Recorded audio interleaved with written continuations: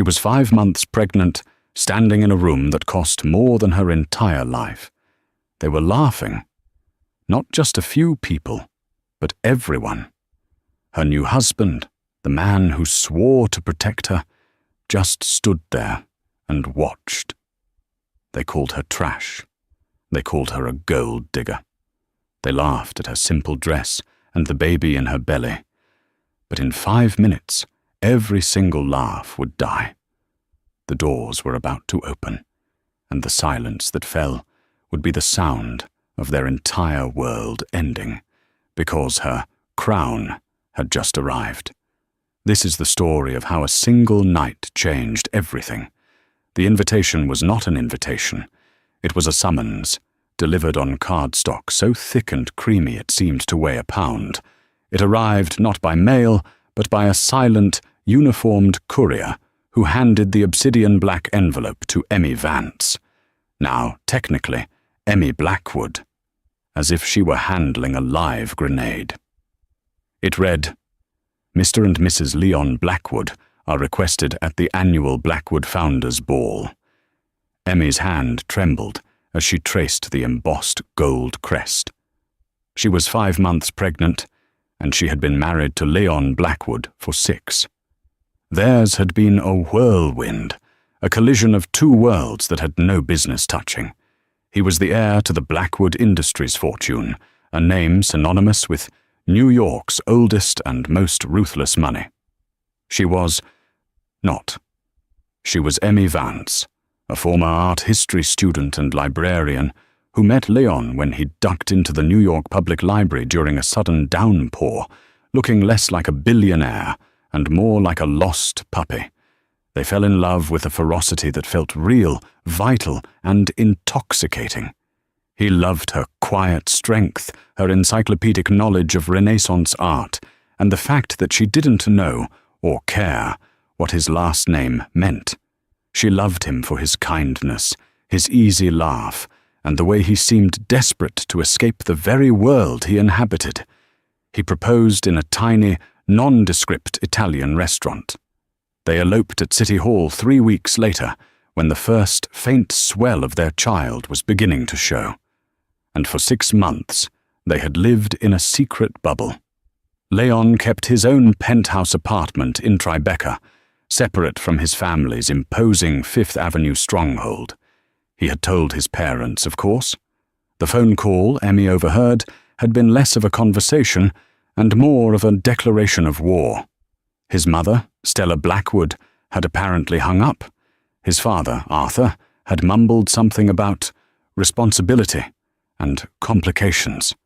His sister, Beatrice, had sent a single text. "You've just signed your own death warrant, you idiot." Now the bubble was about to burst. The Founders' Ball was the Blackwoods' ultimate display of power. It was where they cemented alliances, crushed rivals, and, as Leon joked grimly, sacrificed a goat to the gods of finance. "We don't have to go," Leon said, his voice tight. He was standing by the window of their sunlit apartment, but he wasn't looking at the view. He was looking at his reflection. "Leon, it's the first time we've been invited as Mr. and Mrs. Blackwood," Emmy said, trying to keep her voice light. She laid a hand over her bump. "It's time. They have to meet me. They have to meet us." "You don't know my mother," he muttered. "She's not a person, Emmy. She's an institution, and she doesn't like surprises. I'm not a surprise. I'm your wife. And this," she patted her belly, "is her grandchild." Leon's smile was weak, haunted. "Just stay close to me. No matter what, just stay by my side." The anxiety set in almost immediately. The dress code was winter gala. Emmy looked in her closet. Her clothes were simple, elegant, and modest. Thin silks, soft cashmeres, and librarian chic wool skirts. Nothing that could stand up to a room full of couture.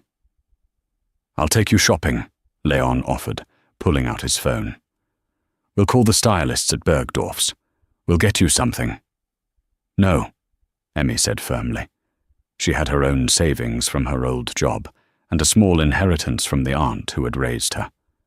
She would not walk into that lion's den draped in Blackwood money. It felt like a surrender. I can find my own dress. I want to. Leon, to his credit, understood. Okay. Okay, Emmy. But are you sure? She was sure. She was also, it turned out, naive. She spent a day walking through boutiques in Soho, feeling more and more like an alien. Everything was too sharp, too modern, too expensive. The sales assistants looked through her, their eyes flicking to her simple coat and her growing belly with polite disinterest. Finally, in a small, dusty consignment shop in the West Village, she found it. It was a deep, sapphire blue velvet gown. It was simple, long-sleeved, with a graceful neckline. It wasn't a designer label, but the fabric was heavy and pure. When she put it on, it draped over her pregnancy, with an elegance that made her feel like a painting by Titian, maternal, strong, and real. It cost almost her entire savings, but she didn't care. When she showed Leon, he looked relieved. "It's beautiful, Emmy. You look regal." She held on to that word. Regal. It was a piece of armor. The night of the ball, the air in the city was bitingly cold. A private car, a gleaming black Bentley that was a separate class of vehicle from any Uber she'd ever seen, arrived to pick them up. Leon was silent and pale in his perfect tuxedo. "You look," Emmy started, reaching for his hand. "Like I'm going to my own execution," he finished, attempting a laugh that sounded more like a choke. "You look handsome, and you're squeezing my hand too hard." "Sorry." He loosened his grip, but didn't let go. "Emmy, my mother, she plays games. She'll try to get under your skin. Don't let her. Just remember, I love you. I love you too." The car turned off the main road and onto a private, winding drive. They left the city lights behind, entering a world of ancient trees and deep shadows. And then, Hawthorne, the Blackwood ancestral estate, rose up from the darkness. It wasn't a house, it was a fortress, stone and glass and cold, symmetrical spite. Lights blazed from every window, but it offered no warmth. "Here we go," Leon whispered, as the car door was opened by a footman. "Welcome to the snake pit." The moment Emmy stepped out of the car, the cold wasn't just in the air. It was in the stairs. The Blackwood Founders' Ball was not a party. It was an audience. The guests ascending the grand marble steps were a sea of black ties and jewels that glittered with malice. They were the descendants of Astors, Vanderbilts, and Rockefellers, a modern-day aristocracy that guarded its gates with vicious precision. Emmy, in her simple blue velvet, felt her armor crack. The other women were poured into gowns that looked like spun glass and liquid metal. Diamonds dripped from their ears and throats. Their hair was sculpted. They were tall, rail-thin, and their eyes were sharp. And then there was Emmy, soft, curved, and visibly, unmistakably pregnant. The whispers began instantly, a sibilant, hissing sound just beneath the polite classical music echoing from the ballroom. "Is that her? Good heavens, he actually brought her. She's certainly blossoming. She trapped him. It's the oldest trick in the book. My maid's cousin did the same thing. And that dress, is that velvet? How quaint." Leon's hand was a vice on the small of her back. "Don't listen," he hissed, his face a mask of social pleasantry. "Smile, just smile and walk." Emmy lifted her chin. She remembered the word, regal. She focused on the spot between Leon's shoulder blades and walked. The ballroom was a cavern of gold and light. A 20-foot Christmas tree, draped in what looked like real crystals, stood in one corner. A string quartet played Vivaldi. Waiters moved like ghosts, offering flutes of champagne and canapes Emmy couldn't identify. And at the center of it all, like a spider in a glittering web, was Stella Blackwood. She was not a woman. She was a sculpture of ice, tall and impossibly thin in a silver gown that looked forged, not sewn. She stood on a slightly raised dais, greeting her guests. She wore the famous Blackwood diamonds, a necklace and earrings so large, so flawless, they looked like weapons. Her silver blonde hair was swept into a chignon so tight it seemed to pull the skin of her face taut. As Leon and Emmy approached, a hush fell over their immediate vicinity. "Leon, darling," Stella said, her voice a low, cultured purr. She extended a cheek for him to kiss, her eyes never leaving Emmy. "You're late." "Mother?" Leon said, his voice strained. "You remember my wife, Emmy?" Stella's gaze traveled down. It started at Emmy's modestly styled hair, skimmed over her face, and then stopped, hard, on her belly. There was a long, terrible silence. "Ah, yes," Stella said finally, her lip curling in a microscopic sneer. "The incident." She turned her eyes back to Emmy. They were the color of a winter sky, pale, cold, and utterly empty. She extended a hand, diamonds flashing. Emmy, flustered, went to shake it. Stella simply let her own hand hang there, limp, forcing Emmy to awkwardly grasp her fingers. "We are so pleased. You could come," Stella said. "It's not often we entertain." "Well, you." Emmy felt the blood drain from her face. "It's an honor to be here, Mrs. Blackwood."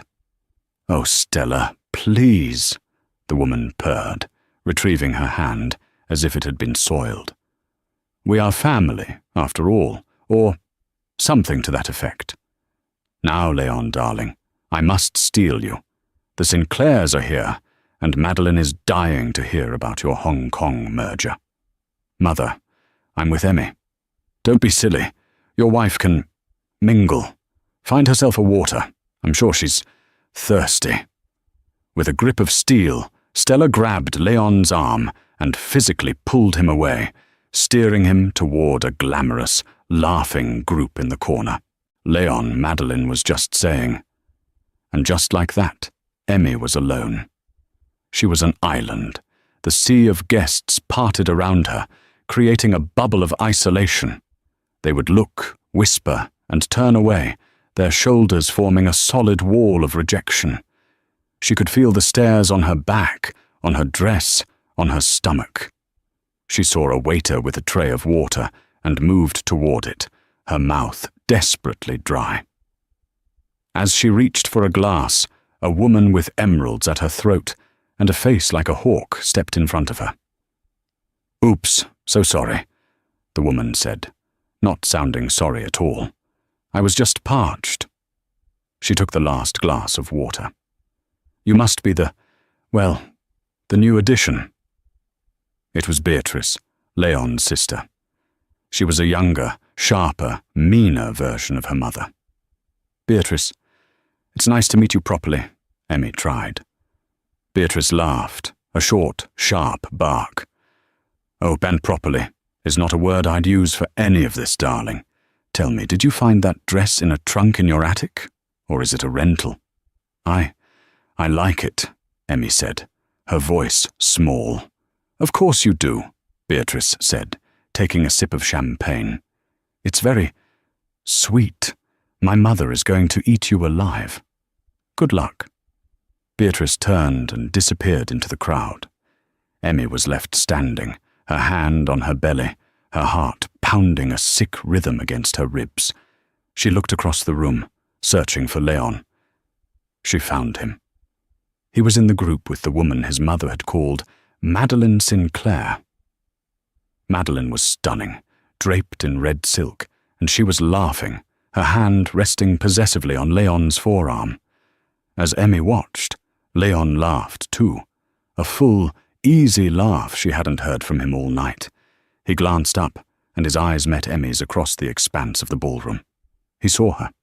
He saw her distress, her isolation, and he did nothing. He just gave her a small, pained wince and turned back to Madeline. That was the first cut. The real one. Emmy realized with a cold, sinking horror that her simple blue dress wasn't the armor she'd hoped for. It was a target. The next hour was a blur of polite, crushing torture.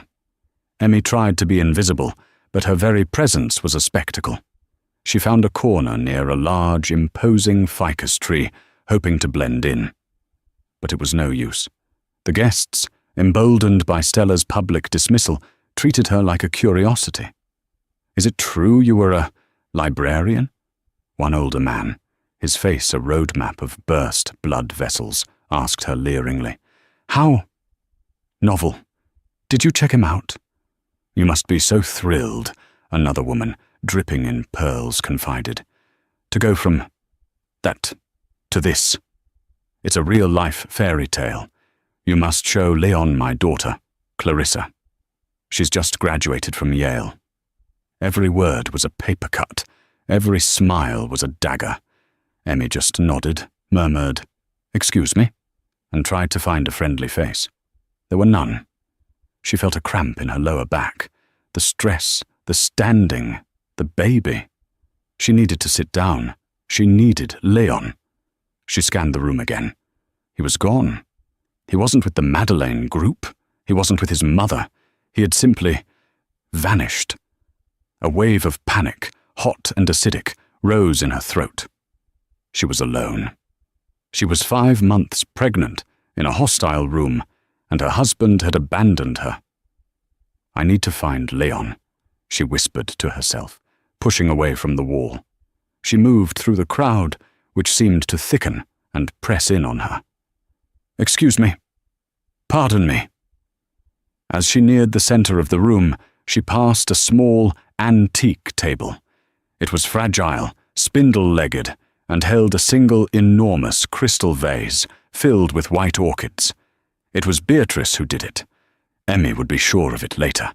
A perfectly shod foot shot out. Or perhaps it was a hip, a deliberate shove. Emmy, already off balance from the pregnancy and the stress, stumbled. She reached out, trying to catch herself. Her hand hit the table. The sound that followed was catastrophic. It wasn't a tinkle. It was a crash. The heavy crystal vase toppled, hit the marble floor, and exploded. Water, orchids, and 1,000 shards of glass sprayed across the floor. The music, a jaunty Mozart piece, screeched to a halt as if a record had been scratched. 100 conversations stopped mid-sentence. 200 eyes, a sea of calculating, cold, merciless eyes, snapped to her. Emmy was frozen. She was standing in a puddle, flowers at her feet, her hand still outstretched. Silence. A vast, echoing, terrible silence that stretched for an eternity. And then, a laugh. It was high-pitched, a cruel, piercing titter. It came from Madeline Sinclair, the woman in red, who had reappeared at the edge of the circle.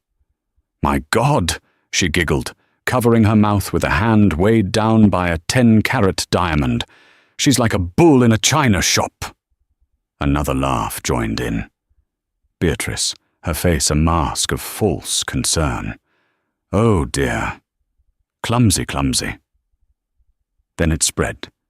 It wasn't a roar of laughter. It was worse. It was a ripple of snickers, of aristocratic titters, of condescending chuckles.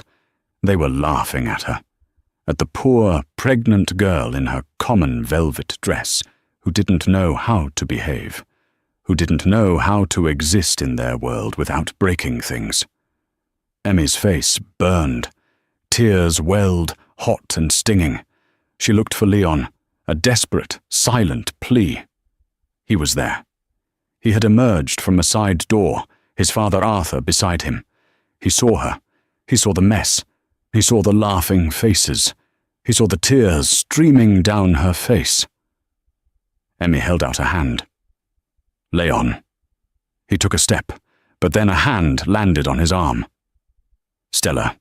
She had glided through the crowd, her face a mask of thunderous rage. She didn't look at Emmy. She looked at the crowd.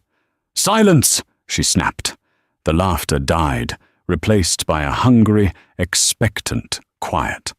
Stella Blackwood finally turned her gaze on Emmy. It was not a look of anger. It was a look of utter, profound disgust, as if she were looking at an insect. "That vase," Stella said, her voice lethally soft, but carrying to every corner of the room, was a gift from the last Empress of China, a Ming Dynasty original. It was priceless. Emmy's blood ran cold. I'm so sorry. It was an accident." "An accident," Stella repeated, as if the word were foreign. "My dear girl, you couldn't afford the water that was in that vase. Your entire bloodline, past and future, wouldn't be enough to cover the cost of a single shard of that glass." The crowd murmured. They were horrified, but not for Emmy. They were horrified by her. "You come into my home," Stella continued, stepping closer. "A home built by generations of greatness. You trap my son, you show up here in that, looking like a common, like that." She waved a dismissive hand at Emmy's belly. "And you destroy priceless artifacts. You are a grifter. A common, clumsy grifter." Emmy was sobbing now, open, ugly sobs. "Leon," she whispered, looking at him. "Leon, please." Leon stood rooted to the spot, his face ashen. His mother's words were a wall between them. He looked from his mother's iron gaze to his wife's pleading, tear-stained face. "Mother, perhaps," he began, his voice weak. "Perhaps nothing," Stella cut him off. "She has humiliated this family. She has humiliated you." She turned back to Emmy. "Get out." "What? Get out of my house. I will have security escort you. As for the child, our lawyers will be in touch. We will be contesting paternity. This entire charade is over." "Contesting paternity?" Emmy's sob choked in her throat. The words hit her like a physical blow, stealing her breath. She clutched her stomach, a primal, protective instinct. This was no longer about a dress or a vase. This was a war, and they had just threatened her child. She looked at Leon one last time, his eyes. He wasn't looking at her. He was looking at the floor, at the broken glass, anywhere but at her. He was silent. He was letting it happen. The betrayal was complete. It was absolute. And in that moment, something inside Emmy Vance Blackwood shattered, just like the vase. But what rose from the wreckage wasn't fear. It was ice. She stopped crying. The tears just stopped. She wiped her cheek with the back of her hand. She straightened her spine. She looked Stella Blackwood dead in the eye. "No," Emmy said. Her voice was quiet, but it was so charged with sudden, cold fury that it cut through the silence. Stella blinked, taken aback. "What did you say?" "I said no. You won't be contesting anything. And I'm not going anywhere. But you're going to wish you had." A collective gasp went through the room. Who was this girl? Emmy turned from Stella and looked at the crowd. She saw only enemies. Then she looked at Leon, her husband, the man who had done nothing. "You," she said to him, her voice shaking with a newfound strength, "are a coward." She then turned, ignoring the broken glass, ignoring Stella's sputtering, apoplectic face, and walked. Not toward the exit. She walked toward a dark, velvet-draped hallway at the far end of the room, a service corridor. "Where are you going?" Beatrice sneered. "To find the servants' entrance? It's where you belong." Emmy didn't look back. She pushed through the velvet drape and disappeared into the darkness. She was done with them. She was done with all of it. All she had to do now was make one phone call. The service corridor was cold and dark. It smelled of floor wax and old dust. Emmy leaned against the wall, the sudden silence a roaring in her ears. Her heart was a trapped bird, beating against the cage of her ribs. She slid down the wall until she was sitting on the floor, her velvet dress pooling around her. The tears came again, but this time they were not for them. They were for her own stupidity. How could she have believed in him? How could she have believed that love would be enough to bridge the chasm between their worlds? Leon's love wasn't a bridge. It was a paper-thin veneer over a core of pure, abject fear. Fear of his mother, fear of his world, fear of losing his status. And she, Emmy, had been the sacrifice. She cried for the baby inside her, a child who would be born into this nest of vipers with a coward for a father. Contesting paternity. The words echoed. Stella hadn't just insulted her. She had declared war on an unborn child. Emmy's hand went to the small, hidden pocket sewn into the seam of her dress. Her fingers brushed against cold, hard plastic. Not her familiar smartphone. This was something else. Her history, the one she'd given Leon, was only a partial truth. She had been raised by her aunt, a kind woman named Rose. They had lived modestly. She had been a librarian, but she wasn't an orphan. She was hidden. Her mother, Isabella, had been the real story. Isabella was the black sheep, the runaway, the daughter who had committed the ultimate sin. She had fallen in love with a poor musician and run away from her own family.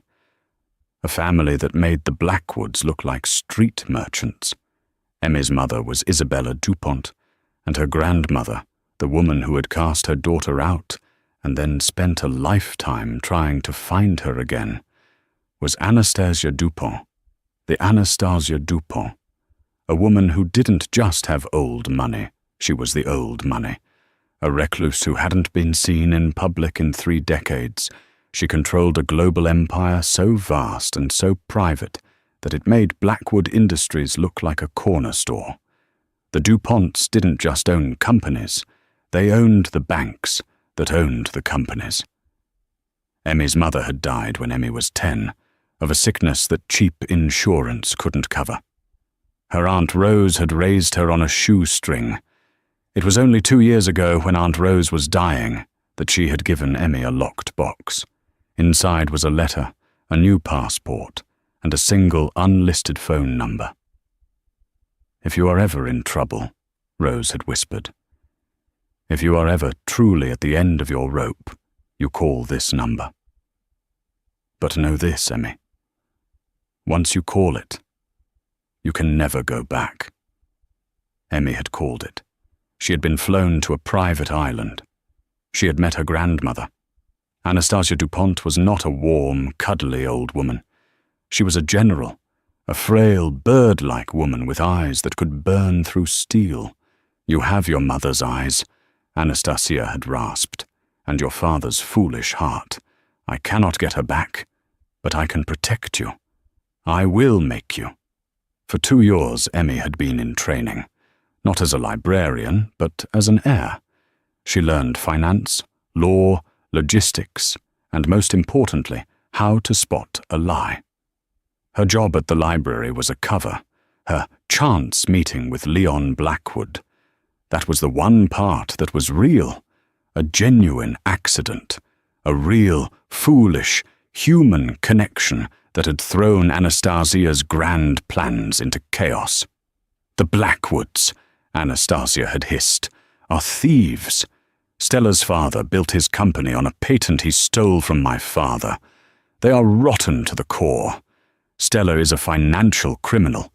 I have been building a case for 30 years, and you, my dear, waltzed in and got yourself pregnant by the enemy's son." Emmy had been ashamed, but she loved Leon, or she thought she did. "Very well," Anastasia had said. "We will play this hand. Go to your fiancé. Marry him. But you will be my eyes. This ball, this is the test. See the man you have chosen.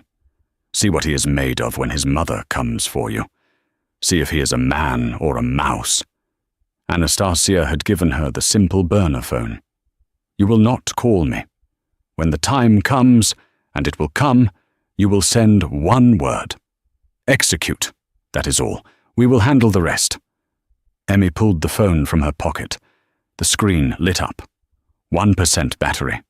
It was enough. She looked at the phone. This was it. The end of Emmy Vance. The end of her naive dreams of a simple life. If she sent this text, she was no longer just Leon's wife. She was Anastasia Dupont's granddaughter. She was the weapon. She thought of the laughter. She thought of the broken glass. She thought of Stella's words, contesting paternity. She thought of Leon's silence. Her thumb, steady as a surgeon's, typed the single word, execute. She pressed send. The phone's screen went black, the battery finally dying. Emmy took a deep breath. She felt the baby kick, a small, reassuring flutter. It's okay, she whispered, pushing herself up from the cold floor. Mummy's here, and Grandma's coming. She smoothed the velvet of her dress. She wiped the last of the tear stains from her face. The fear was gone, replaced by a glacial calm she recognized from her grandmother. It was time to return to the party. When Emmy pushed back through the velvet curtain, the atmosphere in the ballroom had changed. The festive air was gone, replaced by a tense, bloodthirsty excitement. The pack had tasted blood, and they wanted more. Stella was holding court, a glass of champagne in her hand, her voice ringing with false sympathy. It's a tragedy, really, she was saying to a rapt audience. The boy is just too soft-hearted. He sees a wounded bird and wants to save it. He didn't realize this one was a cuckoo, trying to push the real children out of the nest. Beatrice and Madeline were flanking her, nodding like vicious little dolls. And pregnant, too, Madeline sighed, loud enough for all to hear. It's so calculated. I mean, who even is she? Leon swears she's legitimate, but a paternity test will clear that right up. We will be getting a court order. Of course, Stella said, taking a delicate sip. We must protect the Blackwood line. We have a prenuptial agreement, naturally. She won't see a dime. She'll be back in whatever library. We found her in by morning. Leon was not there. He was standing by a window, his back to the room, looking out at the dark, snow-covered lawns. A portrait of a coward. Emmy walked into the center of the room. She didn't hurry. Her footsteps made no sound on the thick Persian rug. She just appeared. A guest saw her first and nudged his neighbor. The whispering started, a new ripple of, "She's back!" Stella stopped mid-sentence, her eyes narrowing. "I told you to get out." "You did," Emmy said. Her voice was different. The small, mousy tremor was gone. It was clear, cold, and amplified by the sudden, absolute stillness of the room. "You'll be contesting paternity," Emmy stated. It wasn't a question. Stella scoffed. "Our lawyers will be in touch with, well, with whomever people like you use." "And the prenup," Emmy continued, ticking points off on her fingers. "The one Leon had me sign." "Ironclad," Beatrice chirped.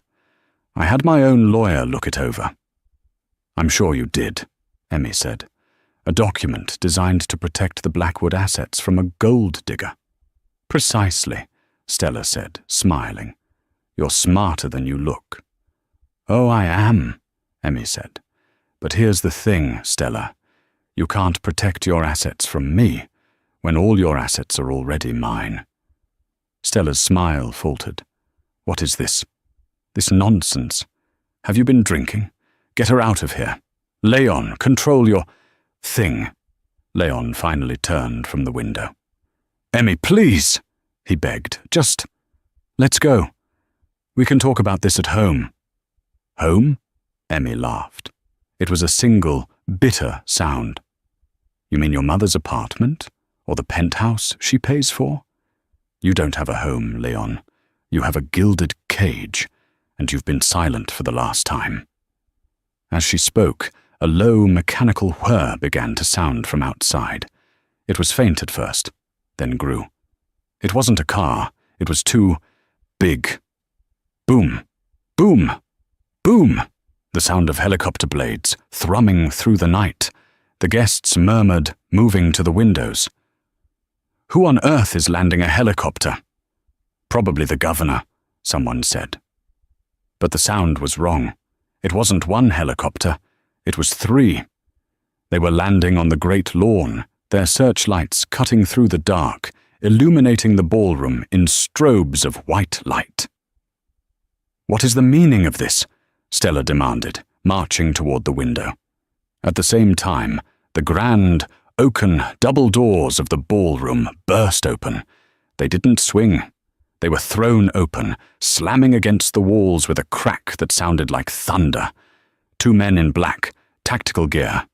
Not party security, but ex-military, ex-Mossad by the look of them, stepped into the room. They were followed by 4 more, who fanned out, creating a perimeter.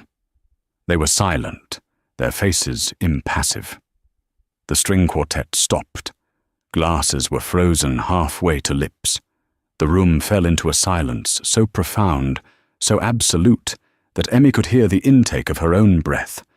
It was a silence born not of politeness, but of pure, unadulterated shock. Who dares? Arthur Blackwood, the family patriarch, finally spoke, his voice a reedy quaver. This is a private party. The men ignored him. They stood at attention. And into the silent, guarded space, she walked. Or rather, she glided. She was an old woman, perhaps 90 years old, impossibly frail. She used a simple, silver-topped cane. She was dressed in a simple, perfectly tailored black wool suit that looked like it was from the 1940s.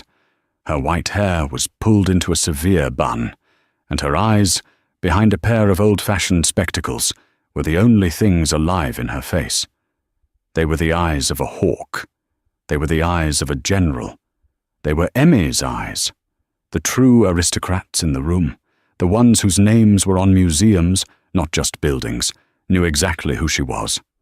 A man, a Rockefeller descendant, literally choked on his drink. "My God," he whispered. It can't be. It's Anastasia Dupont." The name hit the room like a physical blow.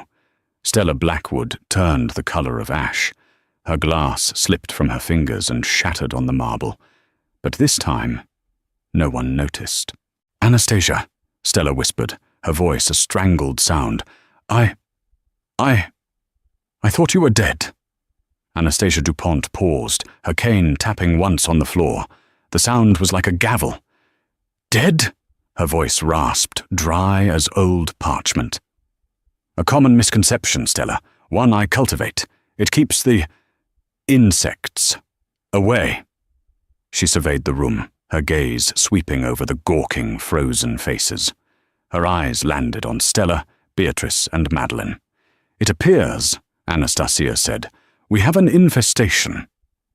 Anastasia Dupont ignored everyone. Her gaze swept past the horrified Blackwoods as if they were furniture. She glided across the floor, her security detail parting the sea of stunned guests. She stopped directly in front of Emmy. The room was so quiet, the thrum of the helicopters outside was the only sound. Anastasia looked Emmy up and down. She noted the simple velvet dress, the tear tracks, the protective hand on her stomach. A flicker of something, not softness, but approval, passed through her ancient eyes. "My dear child," Anastasia's voice was suddenly warm, but it carried to every corner of the room. "You are pale. Are these people not feeding you?" Emmy let out a breath she felt she'd been holding for 6 months. A small, watery smile touched her lips. "They were distracted, grandmother." Grandmother. The word exploded in the silence. Stella physically staggered, clutching at her husband's arm. Grandmother? Leon's face was a mask of utter, catastrophic disbelief. Emmy! What? Who? This, Emmy said, her voice ringing with newfound, borrowed power, is my grandmother, Anastasia Dupont. Anastasia raised an eyebrow. Is that the weak one you married? She asked Emmy, not bothering to lower her voice. Yes, grandmother, Emmy said. Humph, he has your father's weak chin. Anastasia turned, and for the first time, fixed her gaze on Stella Blackwood. It was not a gaze of anger. It was a gaze of ownership. Stella, Anastasia said, her voice dropping back to its icy monotone. You were a new money social climber when my father snubbed yours at the 29 cotillion. I see nothing has changed. You're still wearing jewelry that's far too large for your breeding. Stella's face crumpled. This was a humiliation so total, so complete, that it went beyond mere words. This was an execution of her very social existence. How dare you? Stella sputtered. This is my house. Is it? Anastasia replied, with a faint, curious tilt of her head. That's very debatable. You see, when your father, that criminal, stole the patent for the synthetic catalyst from my father, he built his entire empire on a lie that my family has been auditing for the last 30 years. She nodded to a man who had entered behind her, a man in a simple, perfectly cut suit, carrying a heavy leather briefcase. Mr. Sterling, if you please.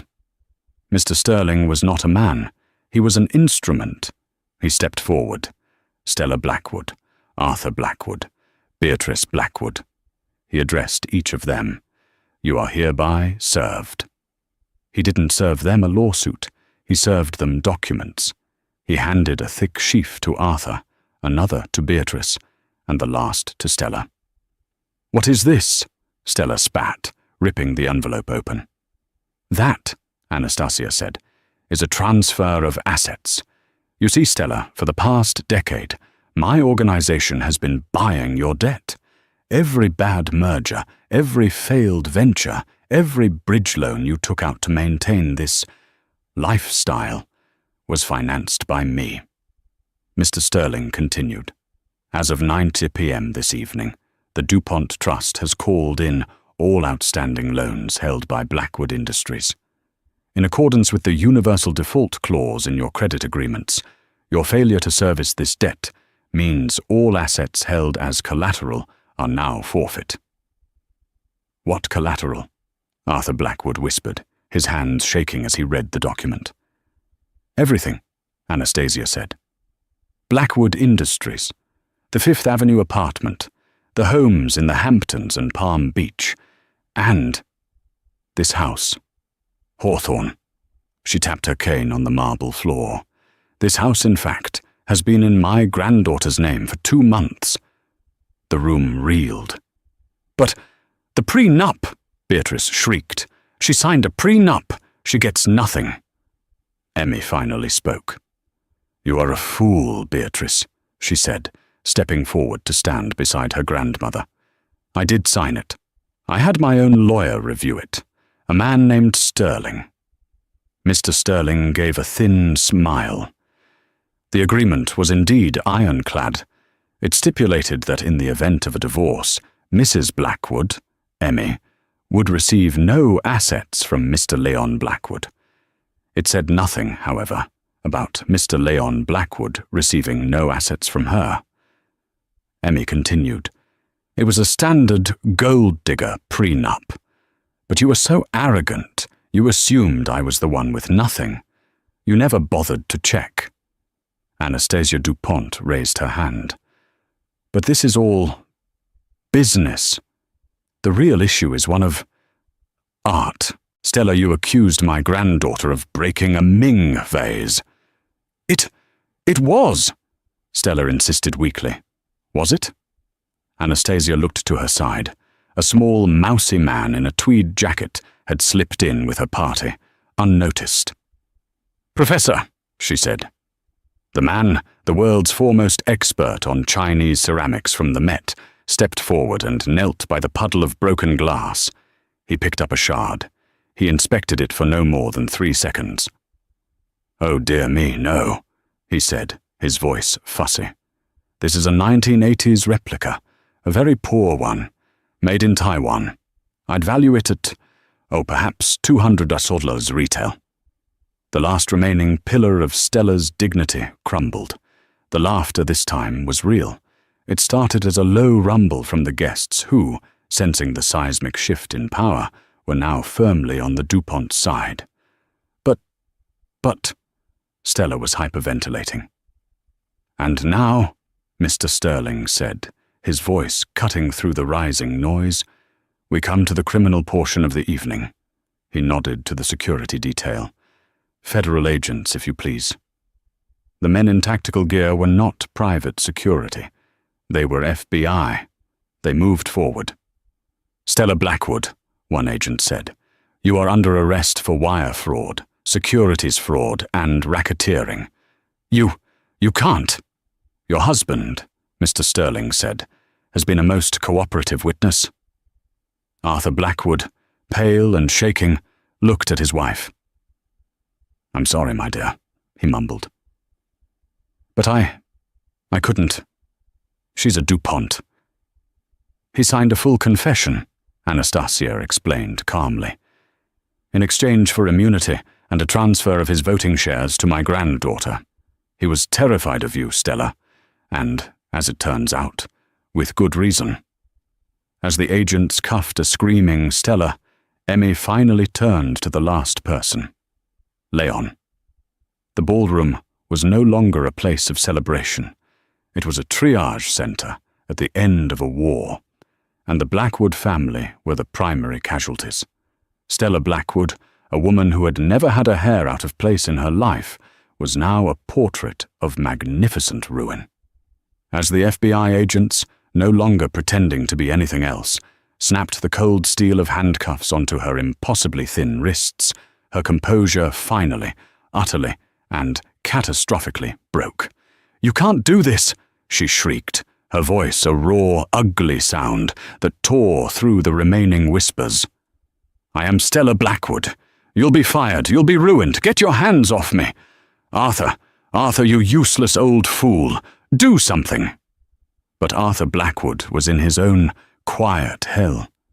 He was being led away by a different agent, his face pale, his shoulders slumped. He looked, for the first time, like the old man he was. He looked at his screaming wife, then at his son, who stood frozen by the window, and finally at Anastasia Dupont. He gave a small, defeated nod. It was the nod of a man who had been playing a losing hand for 30 years and was simply relieved the game was over. Beatrice, unlike her mother, was not a fighter. She was a weeper. She had collapsed onto a damask settee, her couture gown hiked up around her knees, sobbing into her hands. "It's all gone," she wailed. "It's all gone. The house, the trust, it's all gone." The guests, the ones who hadn't already fled to their cars, were a cowering mass near the doorway, desperate to leave, but terrified to move without permission from the new, true power in the room. Madeline Sinclair, the woman in red, even made a half-hearted attempt to approach Emmy, her face a mask of false, desperate friendship. "Emmy, darling, I had no idea. What your grandmother did, it was brilliant." Emmy simply looked at her, one cold, level stare, and the woman flinched and scurried away, disappearing into the crowd. The room emptied. The agents took the Blackwoods. The guests evaporated. Mr. Sterling, with a team of his own, was quietly giving instructions to the household staff, who, sensing a change in ownership, were now listening with placid obedience. Soon there was no one left in the vast ballroom but the three of them. Emmy, Leon, and Anastasia, watching from the doorway like a hawk on a perch. The silence that remained was heavy with the smell of spilled champagne, crushed flowers, and utter desolation. The broken shards of the fake Ming vase glittered like fallen stars on the marble floor. Emmy began to walk.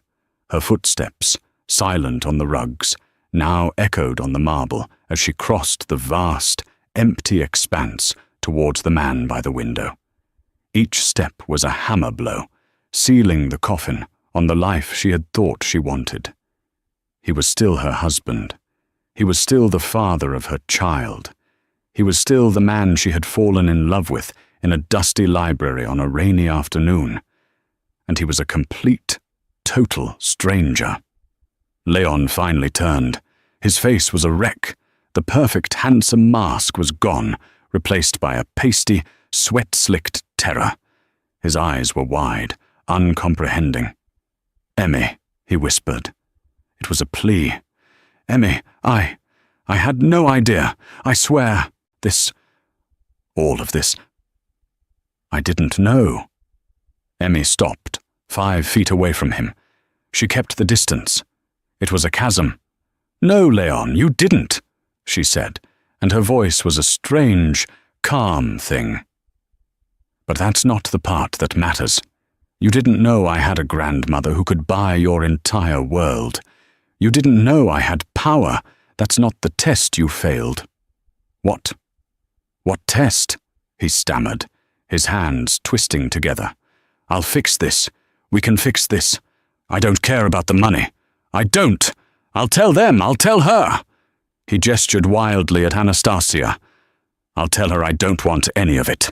It's just you. I love you, Emmy. I love you, and I love our baby." "Do you?" she asked, and the question was so quiet, so genuine, that it cut him deeper than any shout. "Do you, Leon? Because I stood here not 20 minutes ago, and I was just Emmy. I was the librarian. I was the common grifter. I was the girl in the cheap dress. And I was the mother of your child." She took a step closer, and he flinched. "When they laughed," she said, her voice dropping, "you were silent. When Madeline and Beatrice called me trash, you were silent. And when your mother, that monster, stood in front of 100 people and threatened to take my child, to contest my paternity," Emmy's voice broke, just for a second, on a wave of pure, cold fury. "You stood by the door, and you were silent. I was scared," he shouted, his voice cracking, tears of self-pity streaming down his face. "You don't know what she's like. My whole life, she's controlled everything. I was trapped, Emmy. I was trying to figure out a way—" "No!" Emmy's voice was a whip crack. "You weren't trapped. You were comfortable. You were a coward. It was easier for you to let them tear me apart than to stand up to your mother. It was easier to let me be the sacrifice than to risk your inheritance." She looked at him, her gaze sweeping over his perfect, ruined face. "When I was on the floor, in that puddle, and I looked at you, I wasn't looking for a billionaire to save me. I was looking for my husband, and he wasn't there." The words hit him. He finally, truly, understood. The denial crumbled. He fell, not in a graceful faint, but in an ugly, pathetic heap. He fell to his knees on the marble floor and crawled, clutching at the hem of her simple blue velvet dress. "Emmy, please," he sobbed, burying his face in the fabric. "Please don't leave me. I'm nothing without you. I'll change. I swear. I'll be anything you want. I'll be the man you deserve. Just don't take the baby." Her heart, the part that was still human, still the girl from the library, ached. It ached for him, for the lost, weak man-child he was. She placed a hand on his head, his hair soft and damp under her palm. It was a gesture of absolution, and of farewell. "You can't be the man I deserve, Leon," she said softly, because you don't even know who you are.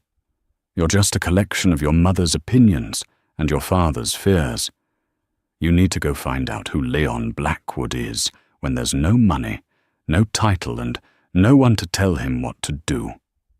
He looked up, his face a mask of confusion. What do you mean? I mean, Emmy said, pulling her dress gently from his grasp, that Blackwood Industries is a hollow shell.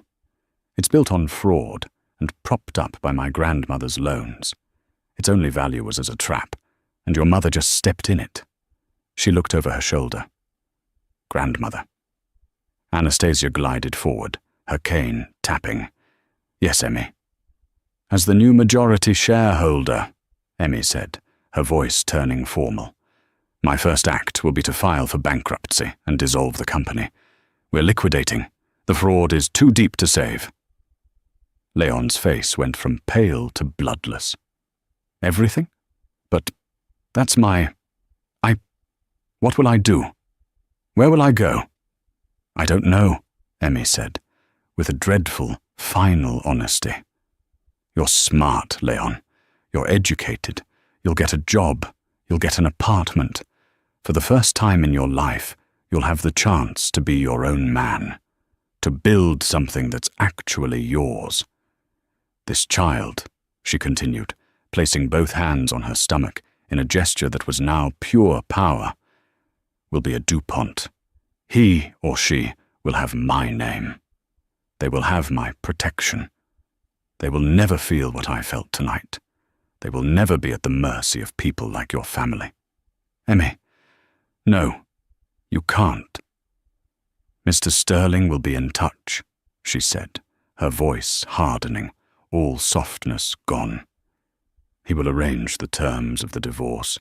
You can petition for visitation after the baby is born, and after you've proven you're a stable, independent adult.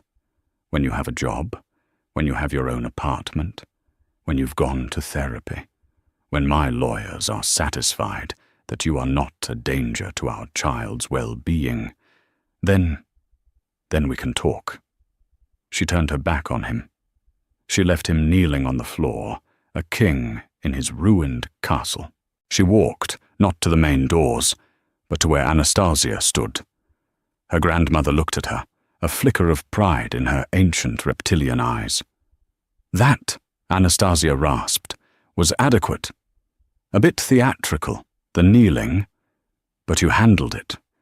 You have my eyes, but your mother's spine. A good combination. She held out a frail, powerful arm. Emmy took it. Mr. Sterling, Anastasia called over her shoulder. The lawyer, who had been waiting, materialized. Have the staff clear out the rest of this rabble, and have the locks on this house changed immediately. My granddaughter is tired, and she needs to inspect her new home. Emmy, in her simple velvet dress, her hair slightly mussed, her face stained with the memory of tears, walked with her grandmother out of the ballroom. She was no longer Emmy Vance, the librarian. She was not Emmy Blackwood, the humiliated wife.